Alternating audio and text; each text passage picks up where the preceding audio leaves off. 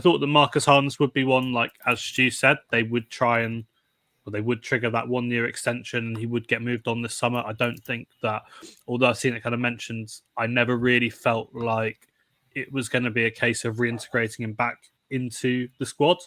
But I was a bit surprised to see him go on a free. But I think that that's kind of courtesy for what he's done for Ipswich, for the fact that he's 29, for the fact that your options are not going to be as good as a team has to play a transfer fee. So he's gone to Huddersfield, where he's going to be able to play consistently, and they're going to try and build a team to go up.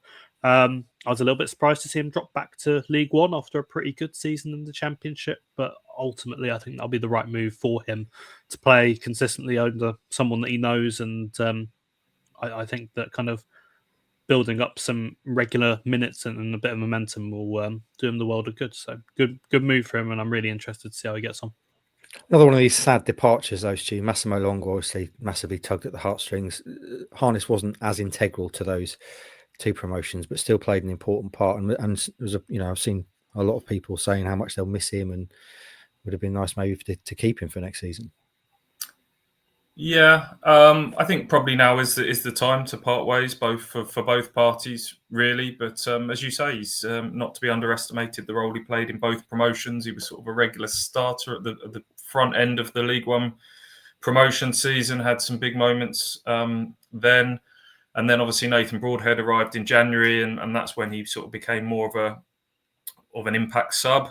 I think he was involved in virtually every game in the Championship season, but the bulk of them would have been off the bench. Even so, he had some moments along the way. I think the game that stands in the memory the most is probably Birmingham away, where he scores two very late goals to rescue the point. One was a really good volley where the ball's sort of dropping out the sky, and we got that great picture of the perfect volley. It was like textbook, isn't it? Volley.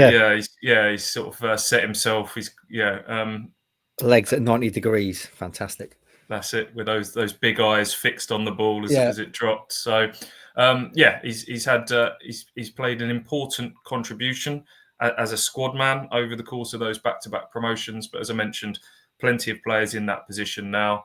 I've seen people sort of say, well, if the intention was to let him go this summer, why didn't they get some money for him last summer? The reality is he would have got a promotion bonus. His wages would have roughly doubled, I would imagine. Others probably didn't want to, he's not going to walk away from that sort of money. Others weren't prepared to match that. So that's when you end up with a loan. Another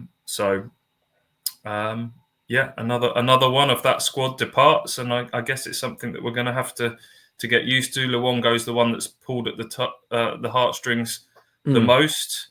And, whether there'll be more of that key core group go this summer, next summer, it's going to happen over time, isn't it? Naturally.